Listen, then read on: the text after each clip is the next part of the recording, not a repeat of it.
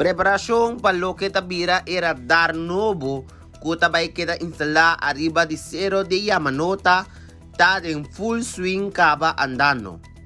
E acaba aqui da radar bio, que por cierto, segundo informação que nos foram compilar, a dura 13 semanas largo paquita.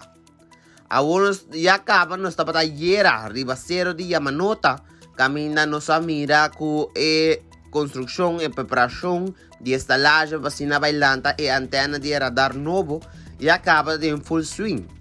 Informação que nós para coletar é bom for o sítio. Camina na database da arma estalagem, tá com armação do dura ongeveer semana, prometo turcos que da claro e radar aqui vai de serviço.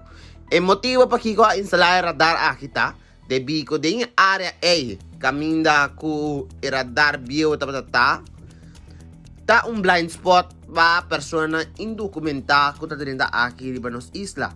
Pues, nanta capta nang den área de Cerro Colorado, den outra área também, pero den área aqui específico e persona indocumentada da 35 radar capta nang riba señal pasina por notificar autoridade pasina Biden action e pone man riba persona indocumentada aqui. A construção da bayan em full swing e acaba nandin tur material pasina não por fazer trabalho necessário aqui riba Cerro de Yamanota.